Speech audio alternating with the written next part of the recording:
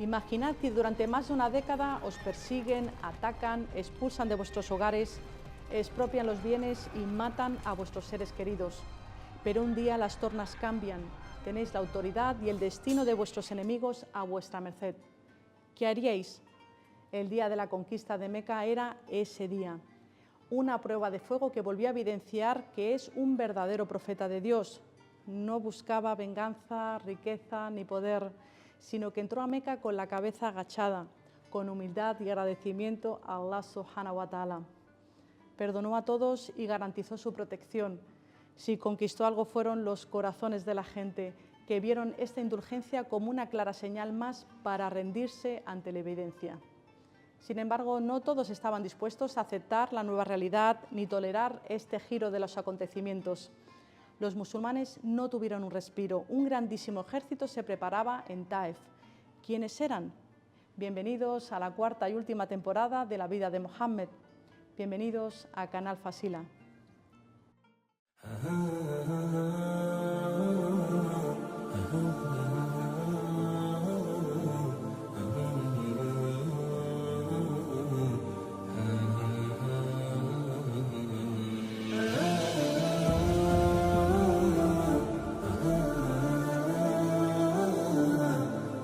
Thaqif y Quraysh eran rivales desde hacía décadas. Quraysh tenía el prestigio de ser los custodios de la Kaaba y por otro lado estaba Thaqif, la principal tribu de Taif, con gran fuerza militar y económica, que quizás ahora se autopercibiera como el último bastión del paganismo en Arabia. Banu Thaqif se unió a sus primos de Hawazin, el grupo de beduinos más grande ubicado alrededor de la ciudad de Taif, y formaron un potente ejército de unos 20.000 hombres, al que se sumaron otras tribus idólatras. El objetivo, atacar a los musulmanes en la Meca antes de que su conquista les hiciera aún más fuertes. Hoy hablaremos de la batalla de Hunain. El profeta Mohammed, que la pasa con él, no iba a dar un paso en falso y convocó también a los Quraishitas de Meca que recién abrazaron el Islam, incluso no musulmanes como el notable liberto Safwan ben Omeya, que aportó sus armas y armaduras en calidad de préstamo. En total se formó un ejército de 12.000 hombres, 10.000 de Medina y 2.000 de Meca. Algunos se dejaron impresionar por su gran número y pensaron que tenían la victoria asegurada. El mensajero, la pasa con él, era optimista, pero el optimismo no debe convertirse en autosuficiencia o arrogancia. Así que les corrigió recordándoles que en la vida no hay nada garantizado, ¿verdad? Hay que esforzarse, sí, pero también ser humildes y conscientes de que el éxito viene únicamente de Dios. Esta enseñanza nos sirve en nuestro día a día. Muchas veces atribuimos nuestro triunfo laboral, académico, económico, etcétera, a nuestros méritos, pero se nos olvida que incluso nuestras mismas capacidades vienen de Dios. El líder de Hawazin cometió un error fatal. La inexperiencia, el ego y el populismo de Malik ben Auf le jugaron una mala pasada. Ordenó a sus soldados acudir al campo de batalla acompañados de sus mujeres, hijos y bienes. ¿Para qué? Para obligarles a combatir sin cuartel. No había lugar al que huir ni familia a la que volver, pues sus hijos y sus mujeres estaban ahí.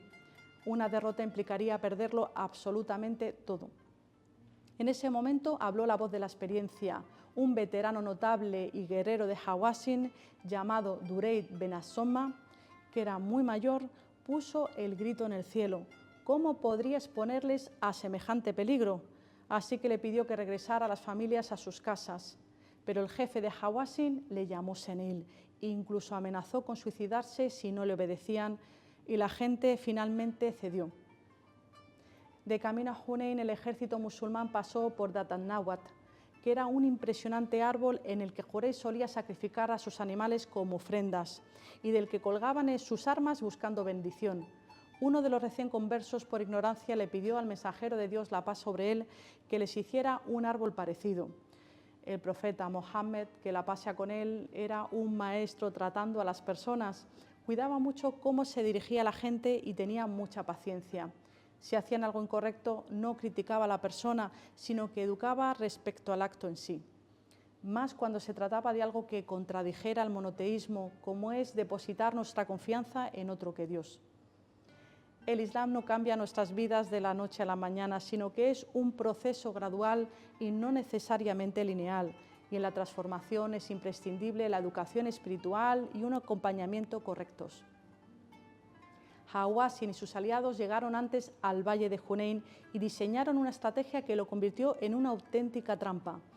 Imaginad, al fondo del desfiladero apostaron un regimiento y en las grietas de las laderas a ambos lados se escondieron los arqueros.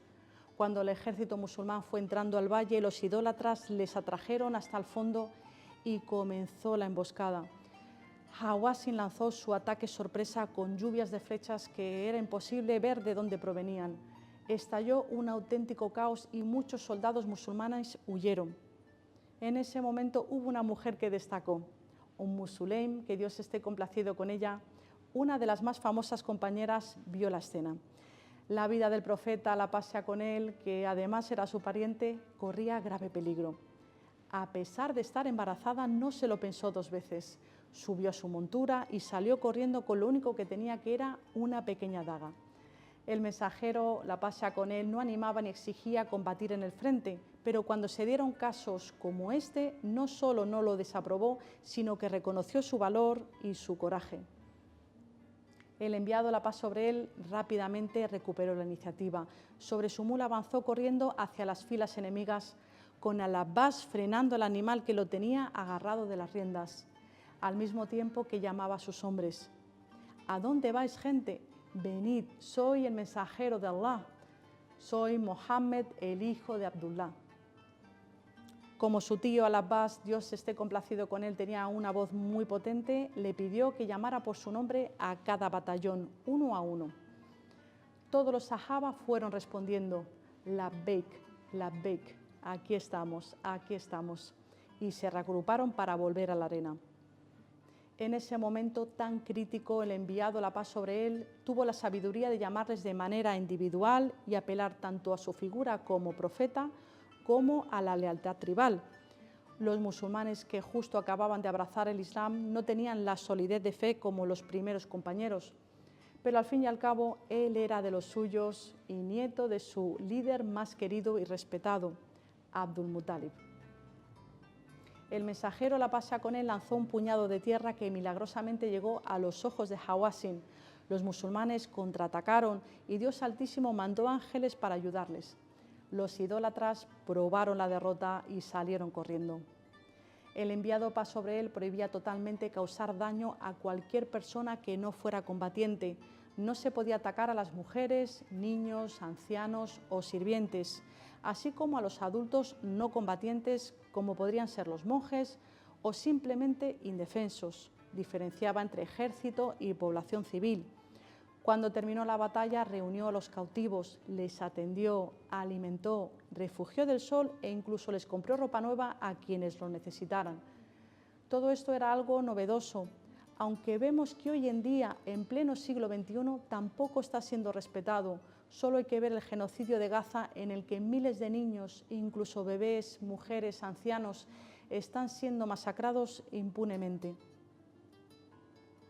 Entre los prisioneros estaba Shaima, la hermana de leche del profeta, hija de Halima as-Sa'diyya.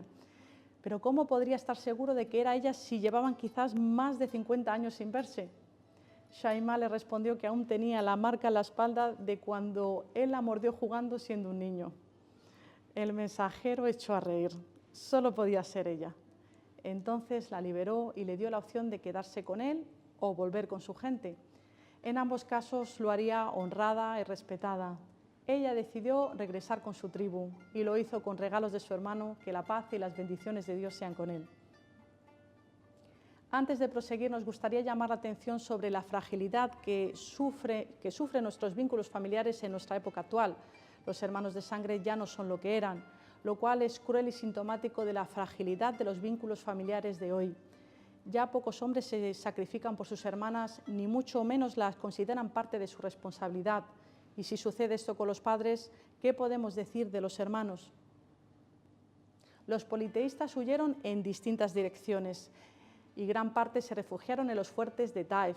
Los musulmanes les cercaron, pero Banu Thaqif llevaban meses planeando este ataque y tenían víveres para un año entero.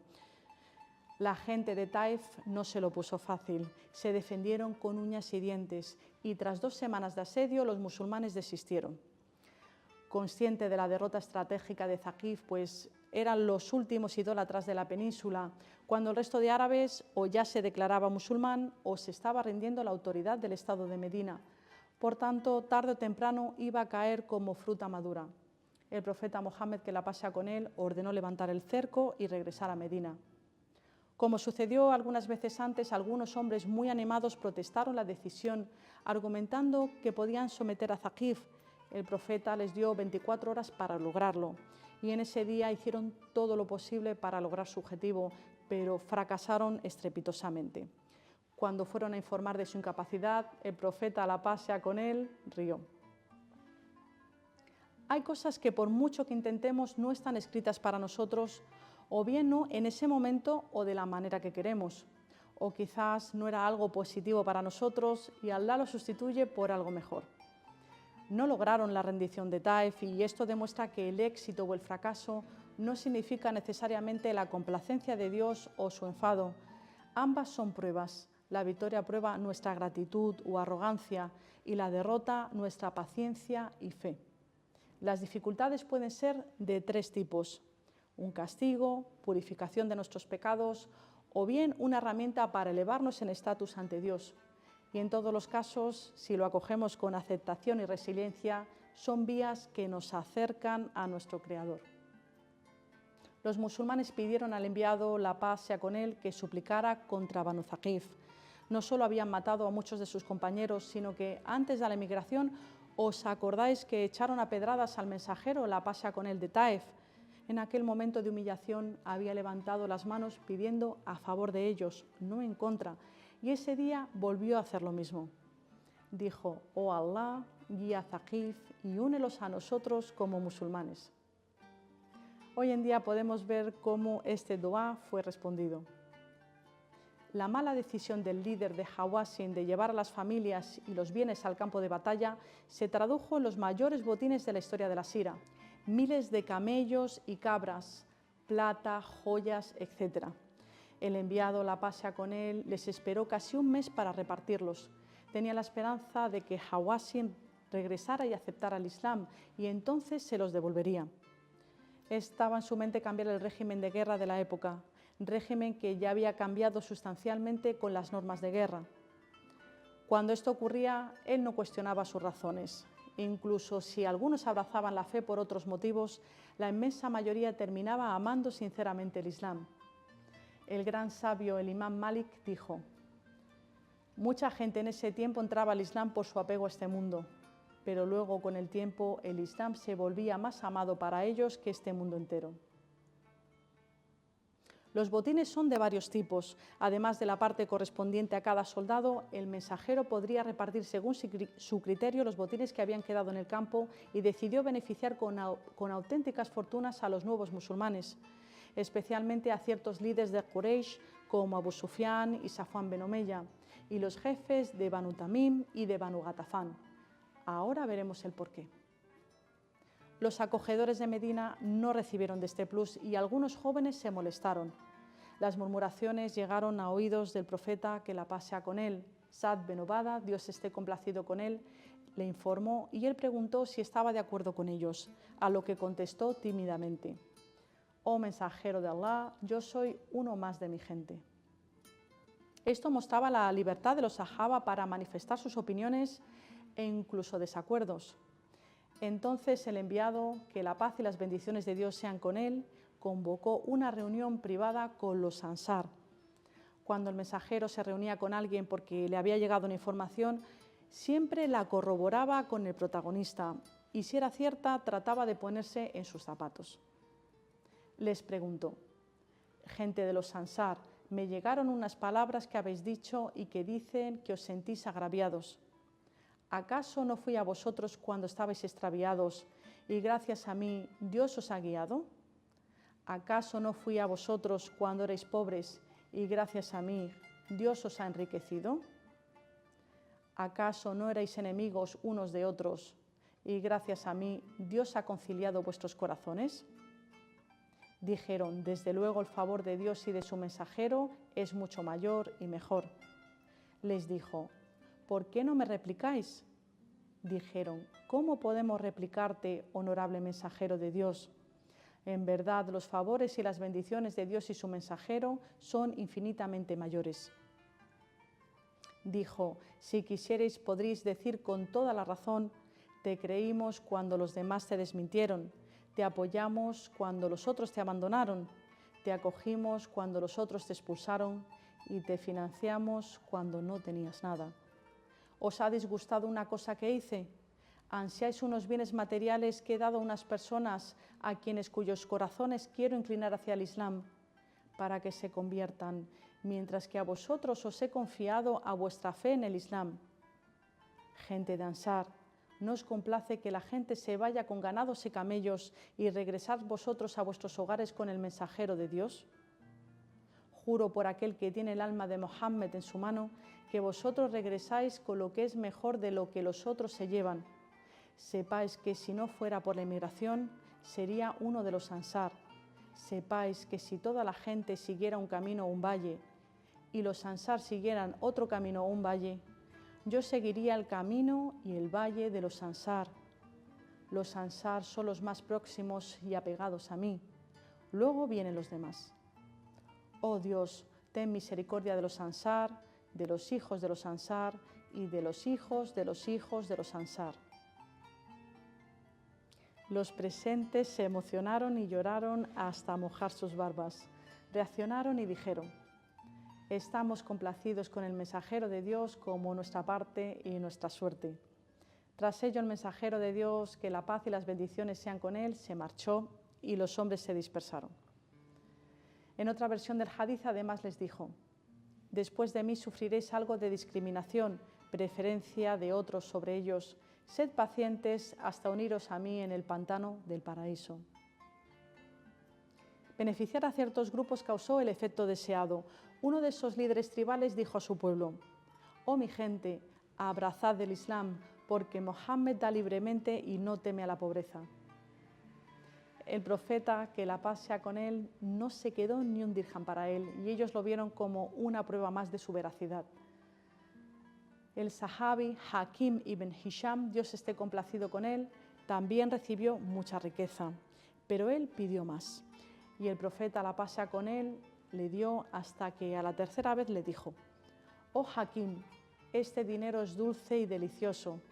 Quien lo toma con un corazón abierto y generoso, se le concederán muchas bendiciones, pero quien lo tome con deseo y codicia, continuará consumiendo sin llenarse. Hakim reaccionó y le contestó: oh mensajero de Allah, nunca pediré nada a nadie otra vez después de esto. Como dice el refrán, la avaricia rompe el saco, ¿verdad? Y un musulmán tiene prohibido ser avaricioso. Cuando ya habían repartido los botines, Hawazin se entregó al profeta y aceptó el Islam. El profeta Mohammed, que la paz sea con él, les dijo que el reparto ya estaba hecho. Aún así, empatizó con ellos para ayudarles a recuperar a sus familias.